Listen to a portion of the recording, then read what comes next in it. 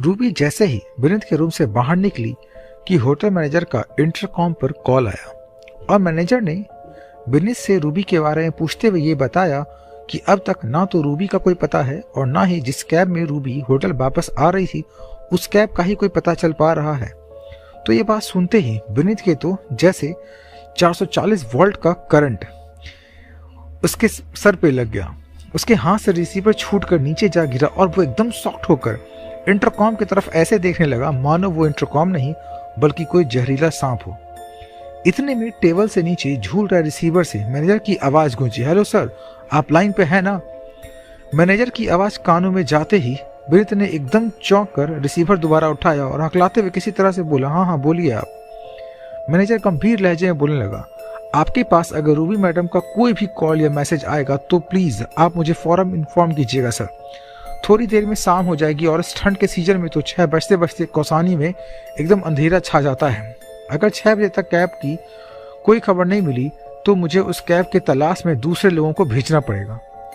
वैसे ही आज तो दोपहर बाद से ही बहुत खराब मौसम रहा है कौसानी का, कहीं तेज आंधी तूफान के साथ बारिश हो गई तो इस पहाड़ी जगह में गाड़ी ड्राइव करने में बहुत प्रॉब्लम आती है। विनीत तो इतना हक्का बक्का हो गया था कि उसकी समझ में नहीं आ रहा था कि मैनेजर से क्या कहे और क्या पूछे।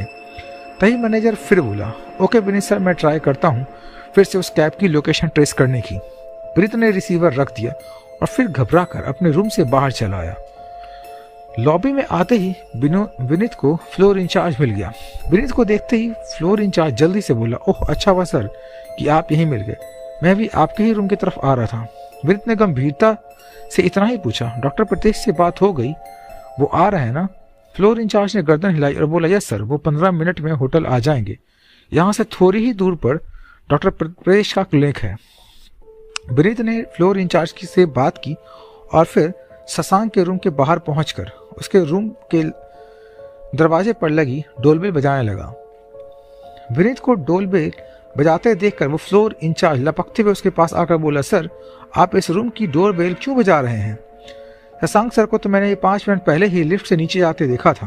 विनीत हैरानी से चिल्लाया, क्या शशांक अपने रूम में नहीं है? फ्लोर इंचार्ज ने जवाब दिया, नहीं सर, मैं जब इस फ्लोर पर आया था तो मैंने शशांक सर को लिफ्ट से नीचे जाते हुए देखा था। विनीत परेशान होकर अपने सिर पर हाथ मारते हुए बोला, मैं तो पागल हो जाऊंगा अब, ये हो क्या रहा है मेरे साथ आखिर?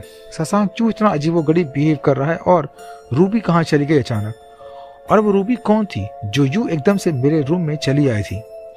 फ्लोर इंचार्ज कुछ पल तो बड़ी हैरानी से विनीत को देखता रहा, फिर उसके पास आकर नरमी से बोला, मेरी बात मानिए सर, आप प्लीज अपने रूम में जाकर रेस्ट कीजिए, डॉक्टर साहब अभी थोड़ी देर में आते होंगे, उनके आने के बाद ही फिर आपको जहां जाना हो आप जाइएगा। विनीत ने इनकार किया, मुझे पहले नीचे जाकर एक बार शशांक से मिलना होगा, वो कहीं फिर से होटल से बाहर ना निकल जाए। बड़ी मुश्किल से तो हम लोग उसे जंगल से होटल वापस लेकर आए थे।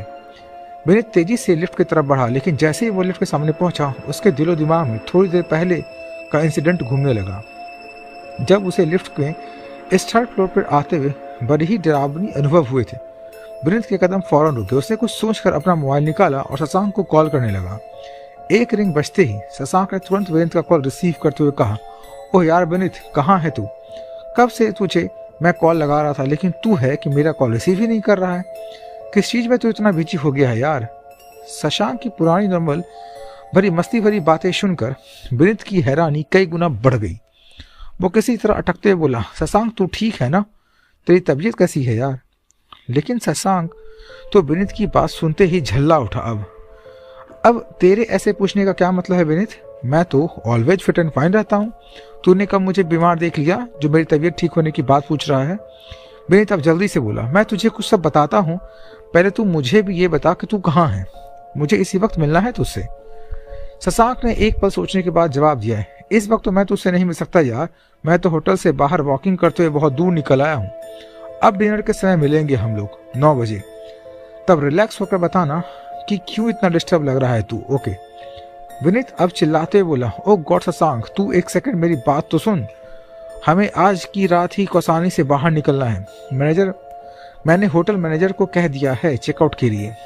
अब तो शशांक बुरी तरह से फट गया, क्या पागल हो गया है तू? बड़ी मुश्किल से तो हम लोग कौसानी वेकेशन का प्लान बनाया था मैंने, और कल तो हमें मसूरी जाना है ना म्यूजिक कंसर्ट में, और तू है कि आज रात ही यहीं से जाने की बात कर रहा है। कानपुर का सुन ले विनीत, अगर यहाँ से जाना है तो तू जा, लेकिन मैं और मेरे ग्रुप के बाकी मेंबर्स तो बाद में आराम से आएंगे।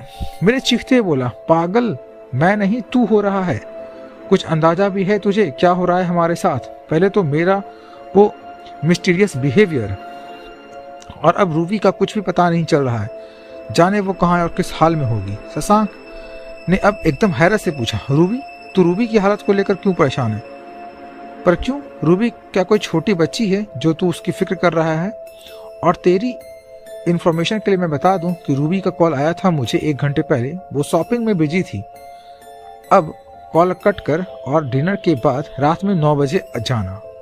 विनीत कुछ कह पाता इससे पहले शशांक ने कॉल डिस्कनेक्ट कर दी, और अब विनीत ने दोबारा शशांक को कॉल लगाया तो ये देख एकदम झल्ला उठा के शशांक का मोबाइल स्विच ऑफ आ रहा था। हैरान परेशान विनीत अब लिफ्ट के बजाय सीढ़ियों से ही नीचे दौड़ते हुए ग्राउंड फ्लोर पर जा पहुंचा। हाफता हाफता जब विनीत किसी तरह से होटल के मैनेजर के सामने पहुंचा तो मैनेजर उसे यूं हाफते देख हैरानी से पूछा, सर आप इस तरह से हाफते हुए कहां से भागे चले आ रहे हो? विनीत ने अपनी फूलती हुई सांस किसी तरह काबू करने की कोशिश की और उसे कहा, मैं एक्चुअली लिफ्ट की बजाय सीढ़ियों से उतरकर यहाँ तक आया हूँ। मैनेजर अब हैरत के मारे अपनी चेयर से उठ खड़ा हुआ और आश्चर्य से विनीत को घूरते हुए बोला, सीढ़ी से क्यों आए हैं सर? लिफ्ट तो एकदम ठीक कंडीशन में है, अब वो बिल्कुल अच्छे तरीके से काम भी कर रही है। कहीं आप लोग लिफ्ट का कोई फोबिया तो नहीं है? विनीत झल्लाते हुए चीखा, ये सब बकवास बातें छोड़ो और मुझे जल्दी से ये बताओ कि शशांक जब इस होटल से बाहर निकला तो क्या आपके उस होटल या आपने उसे उस होटल से बाहर जाते हुए देखा था?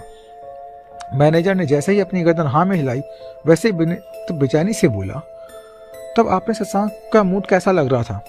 क्या कोई और भी था शशांक के साथ? और यहाँ से जाने से पहले क्या आपसे शशांक ने कुछ कहा था?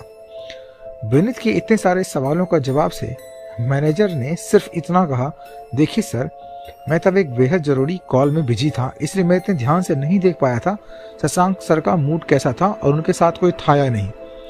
विनीत को अचानक ही ख्याल आया और वो एकदम से बोला, डॉक्टर प्रीतेश नहीं आया अब तक?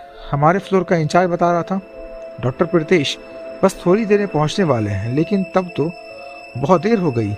आप जरा कॉल करके पूछिए एक बार कि वो कब तक आएंगे होटल में, और अगर पॉसिबल हुआ तो उन्हें रात 9 बजे के बाद ही आने को कह दीजिए।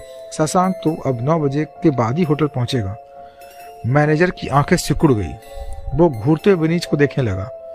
विनीत तमकती आवाज में चिल्लाया, इस तरह से बुद्ध बने क्यों देख रहे हो मुझे? कहते क्यों नहीं कुछ? मैनेजर ने बड़ी ही अजीब सी आवाज में जवाब दिया, किस डॉक्टर प्रीतेश की बात कर रहे हो सर आप? मैंने तो आज तक कभी भी नहीं सुना है डॉक्टर का नाम। विनीत अब पूरी ताकत से चिल्लाते हुए कहा, नहीं सुना तो जाओ और हम अब हमारे फ्लोर इंचार्ज से जाकर पूछो ना, जिसने अभी कुछ देर पहले ही मुझे खुद आकर ये बात बताई थी। ये सुनते ही मैनेजर का चेहरा ही नहीं पूरा शरीर पसीने से तरबतर हो गया। वो घबराई सी आवाज में बोला, आप जिस फ्लोर इंचार्ज की बात कर रहे हैं उसकी तो आज सुबह ही मौत हो गई। मैं अभी थोड़ी देर पहले उसी के बारे में होटल मालिक को इन्फॉर्म कर रहा था। विनीत को लगा शॉक के मारे जैसा उसका हार्ट फेल हो जाएगा। क्या हो रहा है ये सब? क्या सचमुच ही फ्लोर इंचार्ज मर चुका था? तो वो कौन था जो विनीत से मिला था?